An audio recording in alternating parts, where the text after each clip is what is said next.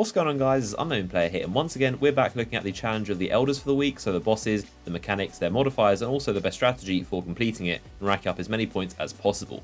So this week is actually quite fun. There are a lot of playstyles you can incorporate, a lot of really fun exotics which I'm going to show off, which made the challenge really enjoyable as opposed to just being a boring, difficult grind. So this is actually a pretty good week. As always, you want to pick up a brand new sigil. Your old one will be expired. I still don't know why they give you an expired sigil. They just kind of stack up as this pointless thing to collect. I'm not sure why they give you them, but anyway, pick up a new one, and once you do so, you're able to see the new modifiers. The first one is Airborne, and no idea why this is here. It seems pretty pointless, but there you go. If you're a Titan, you can put on the Imperium Bellicose and hover in air, which might be kind of cool. And also the Sunsinger Warlock has a similar perk with the Angel of Light, and that lets you do a similar thing. But I'd pretty much ignore Airborne, just pretend it isn't even there because it's pretty pointless. I wouldn't recommend trying to get Airborne kills.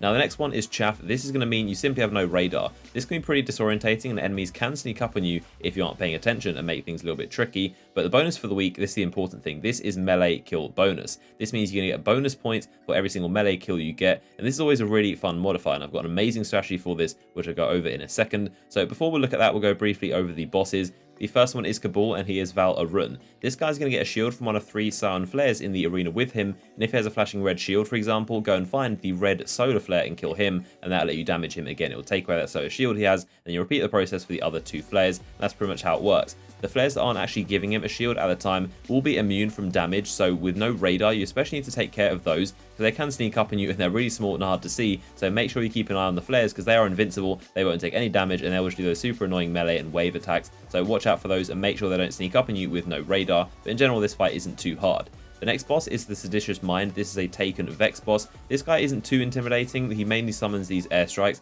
now and again, which are pretty easy to avoid, but the main difficulty in this arena are actually the ridiculously annoying Taken Vex that shield each other, and also the Hobgoblins that send out those tracking darts and they'll kill you like Martyrdom. So watch out for those, especially with no radar. Once again, they can sneak up on you. And the final boss is Cactus the Betrayed.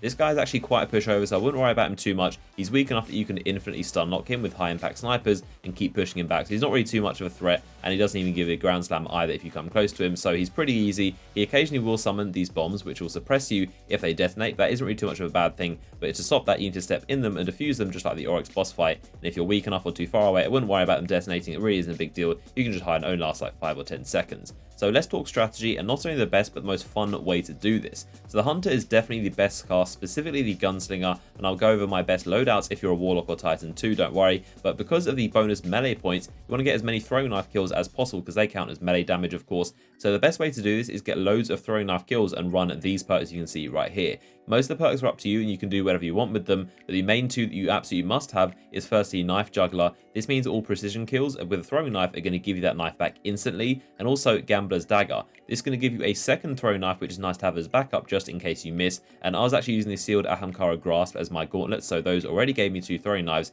That's their perk ability, but make sure you have Gambler's Dagger and any way of getting 2 throwing knives. Now, of course, on top of that, you also want max tier 5 strength. Intellect and discipline don't really matter too much in this fight. On top of that, you also need the Monte Carlo exotic auto rifle. This is simply the best weapon you can use this week, even if you aren't using throwing knives and you're just using normal melee attacks. So with Monte Carlo, it means that if you get a kill, that is a great chance of giving you instantly your throwing knife or melee charge back, and also any hits with the Monte Carlo will rapidly charge your melee or throwing knife as well. So when you're out of melee charges or you miss your throwing knife, just shoot the boss and it'll make your melee charge really quickly. Or if you kill an ad, that is a very high chance of instantly giving that melee charge right back. So it's a perfect weapon. Monte Carlo cannot recommend enough for this week. You can see me going on some epic sprees of all throwing knife headshots in a row, which is super fun to do, and that is why I'm definitely recommending throwing knife simply because of how fun it is, and it's definitely very point efficient as well. The Taken Vex are probably the easiest to do it against simply because they have really big heads and it's quite a big target, whereas the Cabal on the other hand, they're really difficult because the Scions are really fast and they have tiny heads, and also the rest of the Cabal, most of them have shields, so most of the time you'll need to shoot their Cabal's arms to make them open up their shields, and then you can throw enough their heads, but they're generally pretty difficult for throwing knife headshots. And then for Kexus, when you get the Taken Fallen and also a few Taken Thralls, they're pretty difficult as well when they blink around. They can be really irritating when you're just about to throw a knife and they just blink and teleport away from it. But I've noticed if you kind of stick a bit close to them, they won't teleport as much and they won't blink around, so it should be a bit easier to land your throwing knife shots. Like I said, if you're out of melee energy or if you miss your throwing knife, simply just shoot the boss with your Monte Carlo and that will charge it, or just kill an ad and that's got a very good chance of instantly giving your melee back, and that is why the Monte Carlo once again is the best weapon for this. If you don't want to use throwing knives, you can actually use a smoke bomb instead. The smoke grenade as a Night Stalker, they do actually count as melee damage, believe it or not, so you can use that as an option, but let's be honest, throwing knives are way more fun, so I'd highly recommend those a lot more.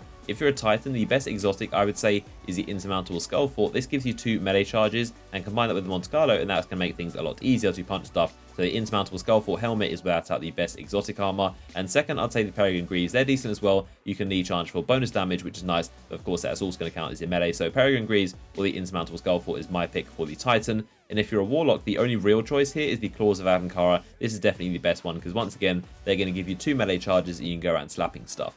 So in general, I quite enjoyed the challenge for this week. I love the modifier for melee damage because it always lets you use throwing knives, and that's going to make things a lot more fun. So I always love that modifier. I didn't really like the other 2 modifiers all too much. Chaff is okay. It's kind of fun because it makes you think on your feet without having a radar, which does make things a little bit interesting. But Airborne, I have no idea why that was there. It just seems really odd and didn't really fit with the other modifiers all that much. But Airborne was a little bit of a random one. I pretty much forgot it was there for the entire of the prison. But the main thing I was doing was meleeing enemies. So that has been my complete guide and my thoughts on the challenge for this week. Let me know how you guys are getting on by leaving a comment. What class and exotics are you running? Or what do you think of this week's prison? So leave a comment down below. I'd massively appreciate if you could drop a like rating on the video. You can also subscribe to the channel so you don't miss out on my future videos. And I'll see you guys in the next one.